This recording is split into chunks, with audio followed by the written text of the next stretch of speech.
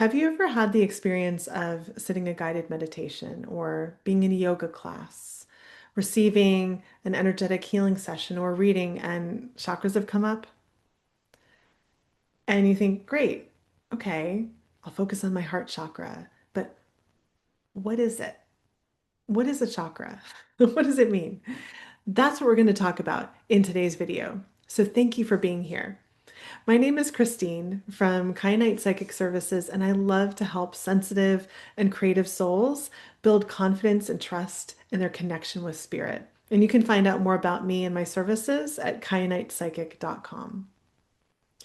So I just want to say that this video is an introductory video. You're dipping your toe into the water of what a chakra is on a very basic level. And it's also the first in a series that I'm going to create on the chakra system, different topics related to it.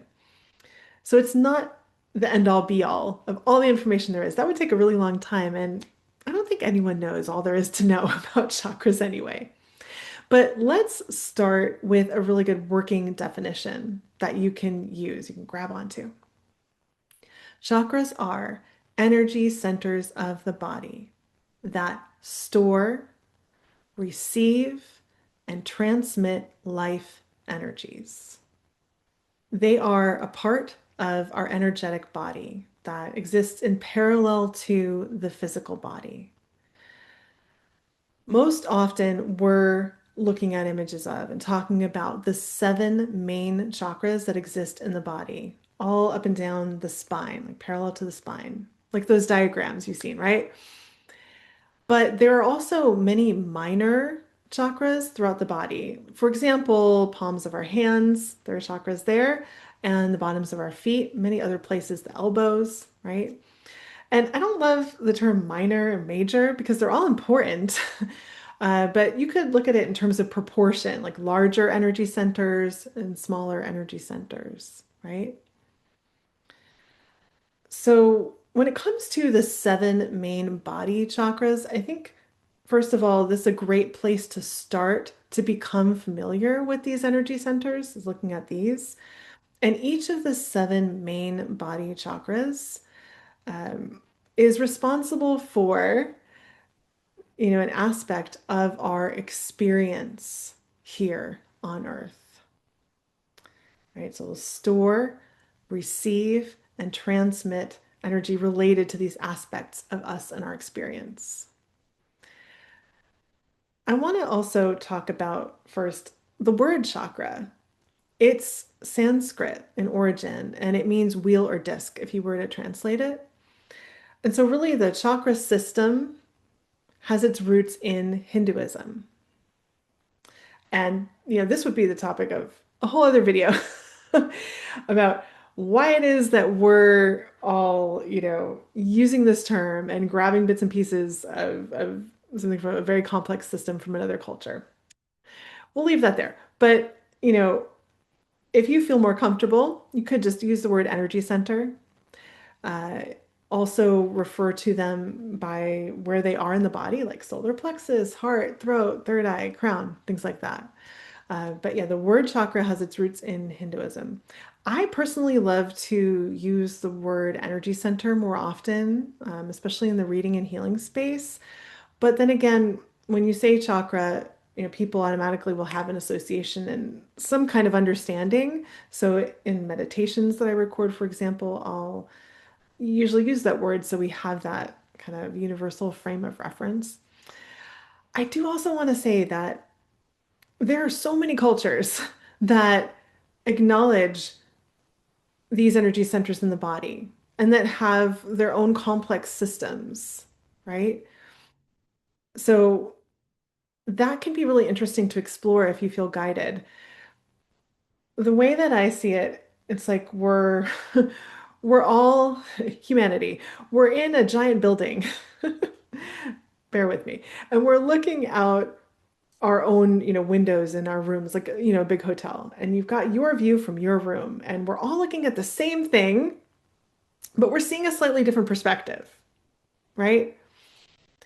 And it can be really fascinating to look at how different people acknowledge, work with the energy centers in the body. But you can find documentation of chakras, energy centers in Chinese systems, in African systems, in Native American, First Nations, and European, all over the place because it's a part of our body. That being said, if you're going to memorize any one thing about chakras, I would recommend memorizing what types of energy and information are contained within these seven body chakras. What do they regulate? That's important really for your own self-healing. And if you're a practitioner that is working with other people, super important to be kind of literate in this. So I'll put a little slide up on the screen if you want to, pause it or take notes or come back to it, but I'll just walk you through it. Okay, so we have the root or first chakra that is at the base of the spine, right? In meditation, you probably heard me say it's where your body meets the seat you're sitting on, right?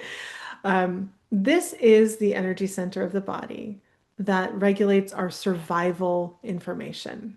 Anything to do with survival, providing for yourself, any of your dependents if you have them, your physical health, vitality, like what you need to thrive on earth is contained there. Then moving upward, we have the sacral or second chakra, and that is just below the belly button. And that regulates our energy and information of emotion, sexual expression, and creativity. Then we move up to the solar plexus or third chakra above the belly button. And that is our center of personal power, ego in all of its forms, our boundaries. It can regulate competition energy, which could be both beneficial and not. And in our modern societies, it also regulates our career energy, what we're doing in the world. Then we move up to our fourth or heart chakra, and we know where that's located. This is our energy center of relationships of all kinds. Then we go up to the throat chakra, again, super clear where that is. And this is our energy center of communication. Not just talking to other people, both verbal and nonverbal, to humans, to animals, to plants, to spirit, all kinds of communication. Then we go up to our sixth or third eye chakra. And this is the energy center of the body that's in the center of our head, first of all, and it's our center of perception. Not just clairvoyance, although clairvoyance is regulated by the sixth chakra, but how we perceive the world around us, our world view. Then finally, we move up to the crown chakra on the top of our head, the seventh chakra. And that is our energy center of knowingness, connection to our divine wisdom and understanding. So again, if you're going to memorize any one thing, I'd say take the time to get that down as a starting point. And it could be so beneficial, in your self-healing space and when you're interacting with others in your own practice as you develop that. Chakras are in the energetic body, but they also connect strongly to the physical body. And there's a lot to say. I recommend, doing your own research and reading if you feel guided, but they connect to the body via the endocrine system. So you've got the root chakra that connects via our reproductive glands. We've got the sacral chakra that connects to the body physically via the adrenal glands. The solar plexus connects to the pancreas. The heart chakra connects to the thymus.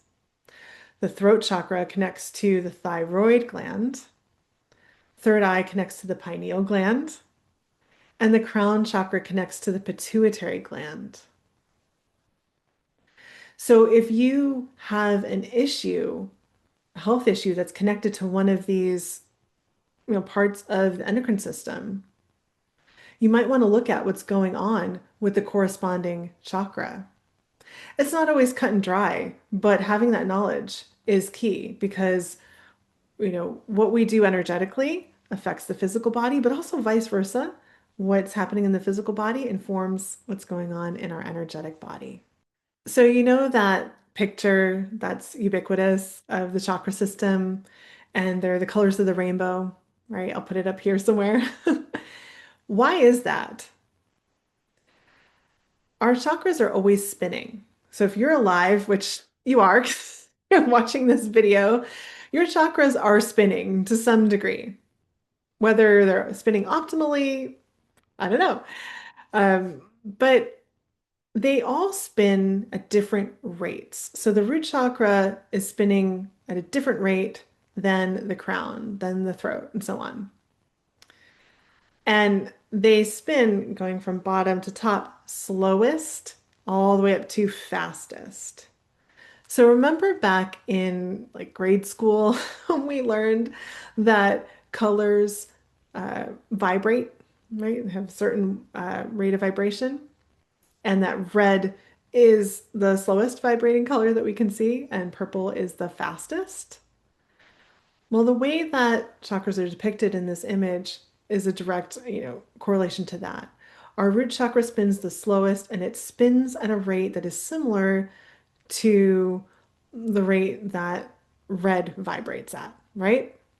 Similar all the way up to the crown that spins at a rate that is similar to the rate of vibration of the color purple. But when you're reading the energy, whether it's in your own body or someone else's body, you might notice other colors, other pictures, like something completely different. And I think that's really important to acknowledge.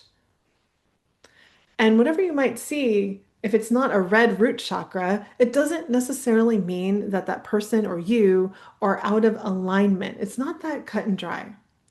We all perceive our bodies differently. Again, with that uh, analogy of people being in different rooms of a hotel looking out the window at the same view.